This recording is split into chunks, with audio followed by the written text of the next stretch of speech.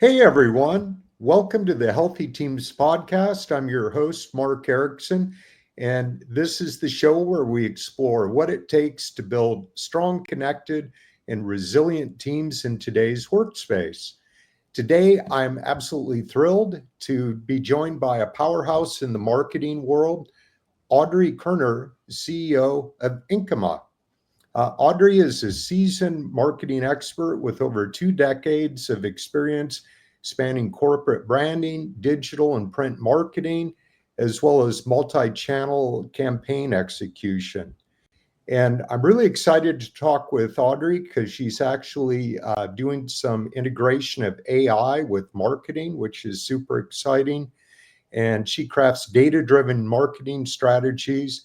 And Audrey, I'm super excited to hear your insights about building healthy, high performing teams.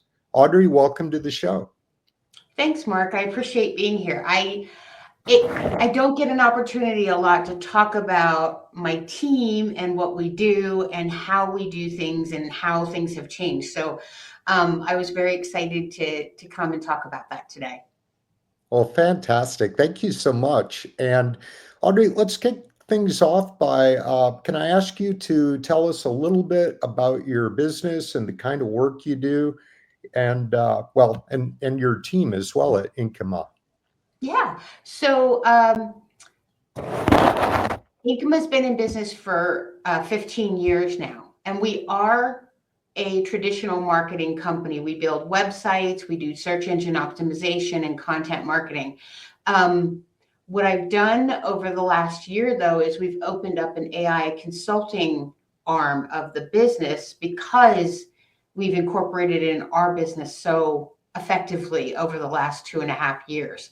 So part of what I want to do is help other companies insert artificial intelligence into their customer journey, regardless of what they're doing for their business, right? So whatever they do, we want to help them streamline that because from a team perspective, what I found for me, right, I have the same problem every other business owner has is when I want to scale, I can't necessarily scale the physical team at the same time, right? It's that whole revenue expenses kind of game that you play.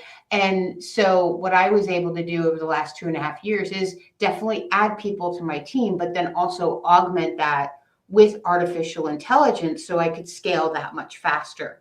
And that's been a real game changer for us. And the team really likes it too, because it's kind of like they get coworkers without having to bring new coworkers in. That's kind of the way we think about it. So I have a team of 3 right now, including myself, where before AI, I probably would have needed a team of 6 to do all the things that we're doing today, which is really cool. Wow, that is cool. And certainly, marketing is very intense and data driven. How does your team, when we talk about healthy teams, how are you kind of integrating that into your company with all the intensity that's inherent in any marketing company? Yeah. So I before I opened my company, I actually worked for a marketing agency in New York City. It doesn't get any more intense than that. And the intensity of that environment is deadlines to client, having to pitch and get client work done, and then working extremely long hours, and then talking to clients all hours of the day. So the first thing that I implemented with my own company is we are 9 to 5ers Monday through Friday. We don't work weekends. We don't work evenings. There's no client or project on the planet that's worth that mental health for myself or my team. I've also separated out the job duties. The people that do the work are not part of the pitch team. Those are separate duties. So the folks that get the work done, that's all they have to focus on. And then the pitch team, which is primarily myself, and then nowadays a couple of my AI agents, we're the pitch team. And then if I need to bring other people in to pitch, I do that. But I never ask my production team, as I like to think about them, to help with pitches, right? And that goes a long way because then when a client says, yes, we want to work with you, and we build a timeline, we meet that timeline because we're not getting pulled and distracted with other things. And my team's not burned out because they get rest every night and on the weekends. And so that's primarily the thing that I do. Wow, that's really interesting. So with the AI the AI assistants that you're using in your organization, does that present any challenges for maintaining the human connections with with your human team? Yeah. No, not really. I mean, I still have all that I always have, right? Like we interact. I think the way to think of the artificial intelligence as is they're my coworkers and my team's coworkers. So they have their own job roles and duties, right? So I have an agent that manages my schedule. I don't need a human to manage my schedule, right? And that's not billable. So I try to get agents to do non-billable work as much as possible, AI agents, right? Because I can't charge a client for that. And then for the team, they have agents that help them analyze data, review and approve things. We have an agent where when we get done doing a website development cycle, the agent just goes through based off of what was supposed to be done to what was actually done and says, yes, this was completed. No, this was not. And that happens so fast. And that frees up someone else on the team to do different work. So right now we're only replacing the work that nobody really wants to do. So they're kind of happy. They're like, oh, good. I don't have to do that anymore. I love it. Wow, that sounds like a fantastic way to boost productivity. Yeah, yeah, and prevent burnout, right? Because Yeah. we as humans, if we have to do something that's extremely boring and repetitive over and over again, it actually makes us feel like meh, right? You're like, oh, I don't want to have to do that. So when I meet with my team, I'm like, okay, what do you dislike about what you do? What do you hate? What makes you go, oh my gosh, I hate doing that? And then they'll tell me, I'm like, great, let's build you an agent, let's build you a workflow to do that for you so that it takes you, 2% of the time that it used to take you. Like we still have what we call humans in the loops. Like they check things, but it takes them so much less time to do it. And so that actually makes them happy. Yeah, I'll bet that does. That's fantastic. Audrey, the world of marketing, of course, never stops. It's constantly evolving. How do you and your team stay grounded and resilient through these, constant cycles of change in marketing? I think we all have a flexible mindset. Like we know it's going to change and we know more changes are coming. Um, Artificial intelligence is changing things. Um, Data privacy is changing things. Like the whole world of digital ads is completely changing because less and less people are allowing cookies to be stored and saved to be able to remarket and do other things. So what we do is we do a lot of education and a lot of research, right? We're constantly looking for ways to better things. If you're familiar with the Japanese concept of Kaizen, we follow that. So we work to try to make our products and services 1% better every day. So we don't try to eat the whole elephant at once. We don't get weirded out by like, oh my gosh, this new thing's coming. What do we do? We're like, okay, let's watch, let's wait, let's see what's going to happen, and let's implement this one thing. And then I share that with my clients. I call it the continuous improvement cycle with them. I'm like, hey, just so you know, we just upgraded this feature on your services. And, and I don't charge extra for it, not for existing clients, right? Because they know I use their data to test and do things, and sometimes they work and we back them out. They're totally fine with that. So existing clients get the benefit of the new things without having to pay the new things price. Wow, that's awesome. There's a old Chinese proverb that the only thing constant is change. So I just kind of love that perspective of, let's embrace it and Yeah, use change, maybe even to create some excitement to keep the workplace feeling fresh and interesting. definitely, definitely. Yeah. So, Audrey, what's a simple step that you might suggest that leaders could take today to start building a healthier workplace culture? I would honestly say ask questions. The number, ask them what they need. So if you follow Gallup at all, right? Gallup always puts out this list of the reason why people leave and why people don't like things and why they kind of sabotage. And I looked at that very deeply actually earlier this year. And it's it's it's usually number one is usually the person they're working for, but then the attribute of that is because that person did not give them the tools they needed to do their job. So I think it's the tools. So I would say sit down individually with each team member and say, what do you need to do your job better? How can I help you? And see what comes out of that. And if it's a lot of times it's not money. It really isn't. It's like, oh, well, it takes me forever to do this one thing. And if we could just get a license for this, I think it would be better. And so you go, you pay that license, and then the person is happier, right? And a happier person does better work. And so I routinely ask my team that. It's like, okay, what tools do you need? What can I do for you? How can I help you? And then a lot of times these conversations about like I can't do this whole thing. And it's like, okay, well then for us being a frontier firm, we're like, okay, we're going to build you an agent to do that. Or sometimes I'll even bring in a new piece of software.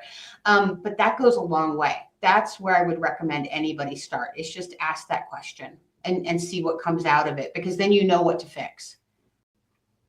Audrey, you mentioned being a frontier firm. Could you talk a little bit more about that, what that means to you? Yeah. So it's very interesting. In the world of artificial intelligence, it's really what it means is we're an early adopter of incorporating artificial intelligence through all the parts of our company. And I started doing this 2.5 years ago. And when I first implemented like my first couple different workflows and processes and prompt libraries, really simple stuff, I saw a 40% decrease in my expenses. I was like, okay, I'm going to keep going, right? I was extremely motivated. And so I think it was like a month ago, Microsoft out of Asia put out this index. And what they were predicting is that between now and the next 5 years, you're going to see this rise of what are called frontier firms, which they're doing exactly what I'm doing is they're looking to find out ways to help their existing workforce utilize artificial intelligence to do their jobs better, faster, cheaper. So it's not about, it doesn't talk about this whole scary thing about it's going to take my job, it's going to replace my job. It's like, it's more about we're starting to see them like the AI is a coworker. It's a partnership, right? It's a tool that we use, because really, I don't think you're ever going to be able to take a robot or an AI and have it work autonomously without a human. I just don't ever see that, right? We are the strategists. We're the ones with the flexible thinking. We're looking to see what's coming in and then making changes. And I think more people would enjoy that versus sitting there doing data entry on a computer.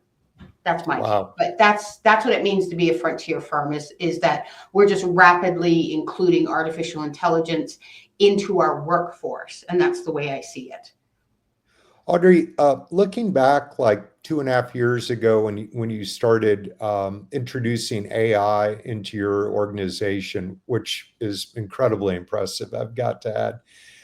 Did you sit down with your team members to just kind of chat with them about how that was going to impact their work role and maybe try to alleviate some fears or concerns that they might have about being replaced? Yeah. So I did, but I came into that with a fear of my own. Like that I was like, hey, do you think we could use this tool? And I was afraid they were going to go, no, right? They were going to reject it. And so the way I approached them is like, I have this idea. I want to start using this new artificial intelligence tool. I've been playing with it. It's kind of cool. And we started with the simplest thing, writing content. And I'm like, so here's access. Take this one thing, create the content and let me know what you think and see if you think this is viable.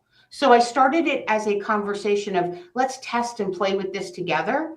So the interesting thing is my project manager came back and went, "Oh my gosh, this is better than what the writers are doing." And I'm like, "How do we tell them that?" Right? Like, so then she and I were collaborating on like, how do we get the writers to use it? Because we were afraid they weren't going to. And then you get to a point where, I mean, the content it was like 10 times better than what the writers were creating. And it was done in a quarter of the time. And so I had my project manager on board. And then so I literally reached out to the writers and I said, "Hey, are you willing to like use this tool?" And because we do so much writing, they're like, "Yeah," because we're tired of having to like constantly keep writing all this content. Like they were feeling overwhelmed. And back then I wasn't asking those questions like, "What do you need?" And they didn't even think about artificial intelligence, right? It wasn't on our radar. So I think it was just asking if they would go on the journey with me, because then they were like, "Oh, I can use this tool." And that's how I presented it to them. It's like, I didn't do it secretly in the corner and say, "Okay, this is doing your job. See ya." It was more like, "Hey, try it out. See if you like it." And their excitement just kind of came right back at me. And then we were like, I was like, "Okay, we need to implement this." And they were like, "Yeah, let's put together a plan." So it was more of a collaborative effort. And I forget what it's called. In the book Blue Ocean Strategy, if you've ever heard of that, regardless if it's AI or anything, adoption of a totally new strategy in an organization is scary. There's always that fear of job loss, fear of change, fear of authority changes. And the process of including them in the strategic versus the rollout is what makes the difference. Wow, fascinating. So, and it also seems to dovetail in nicely with your prior experience, in New York, where that organization, it just sounded like, there's probably a lot of burnout in that organization, just with the culture that they had. And in this case, it sounds like AI is actually helping your employees kind of resist burnout, or as an additional tool they can use to do their job. Yeah. And that's absolutely true. I mean, even working in the agency world, I got burned out. Like I left because I was burned out. And when I started my own agency, I was like, I'm never going to take mean clients, or I'm going to fire them if they start to be mean. And I'm never going to work myself the way that the agency worked me, right? There's a Right. better way to make that amount of money that you're trying to make. Because you can have all the money in the world, and if you're tired, angry, depressed, and hungry, like what's the point? You want to be able to enjoy it and enjoy life. It's that freedom level. So I think a lot of what drives me in this is firsthand seeing how I felt and how other people felt at the agency. And with the long hours, but then also doing the repetitive stuff over and over again, and then the rework and the revisions and all the things that come with marketing. Wow, fantastic. Audrey, how has being in Colorado shaped your team's values or culture? Ooh. Um, so fun fact, we are located all over the place. We're a virtual team. I don't have an office where everybody sits together. And I've been this way since the beginning, right? This wasn't a COVID thing. This was me 15 years ago going, I don't want to commute anymore. Um, and that I wanted to find the talent where they were, not the talent that was near me, right? There's a big difference with that, like people, culture.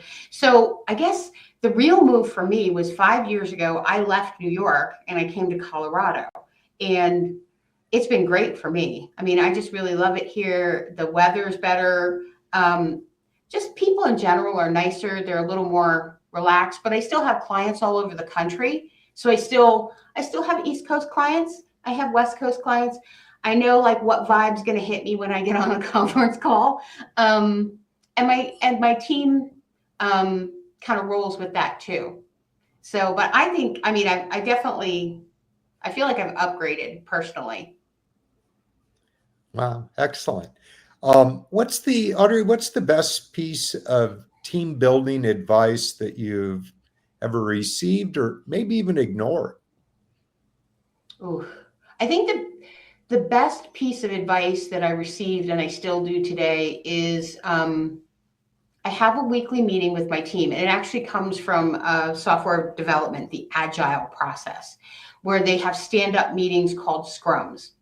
Now they do theirs every day, and they are 10 minutes, right? It's like you're in, everybody does the talking, and you're out, but it doesn't waste any time. But I do them because we don't work at that pace. I do them once a week for a half hour.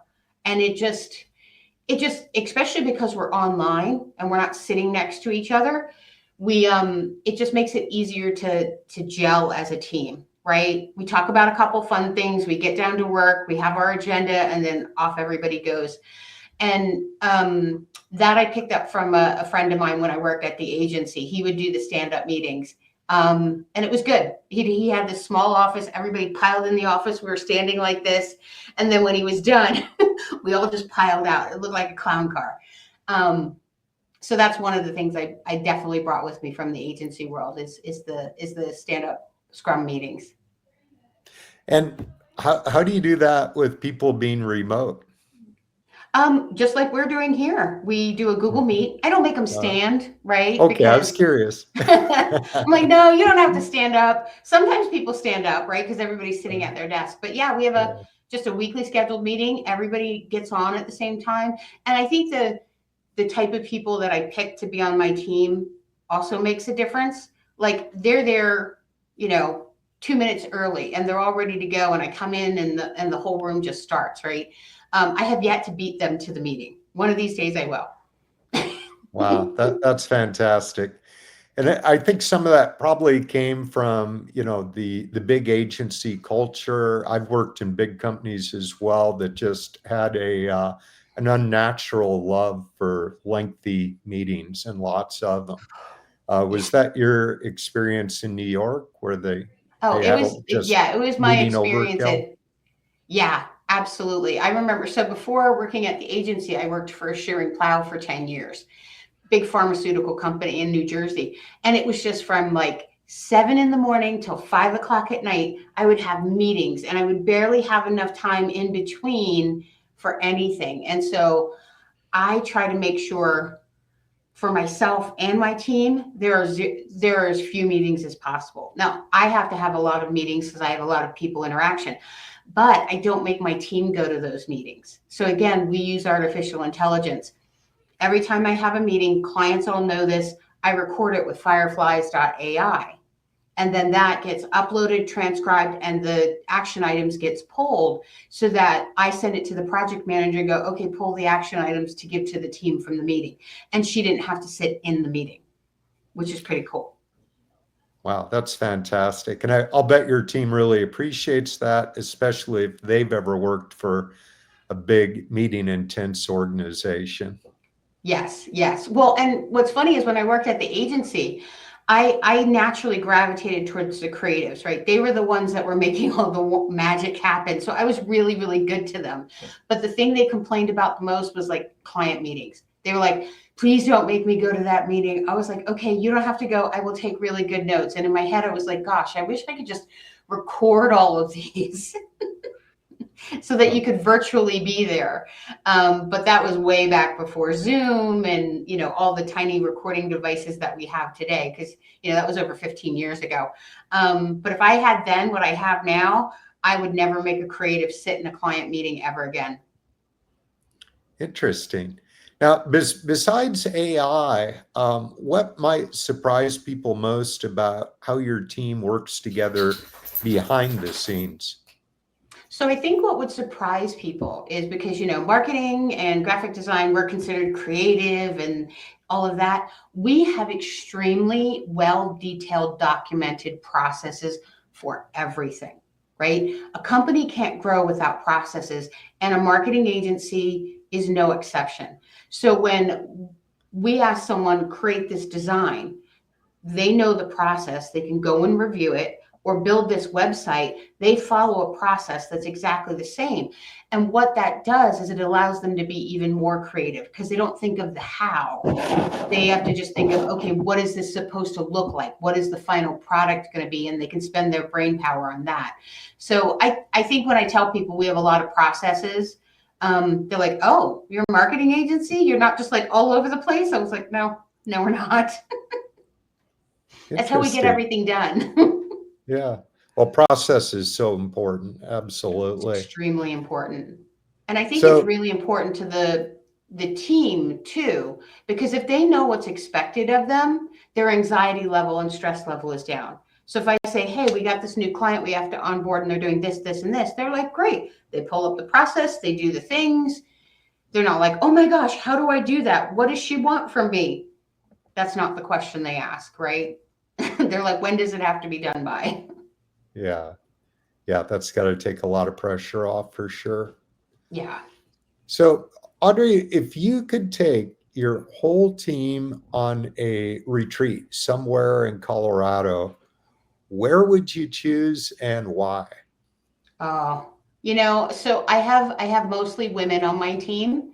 But I think what they would all enjoy is a spa weekend at the Broadmoor.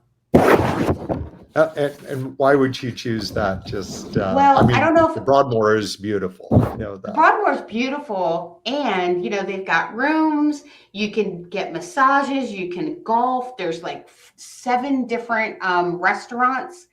And so I think it would just be more like just to kind of let them relax and feel pampered in a beautiful environment.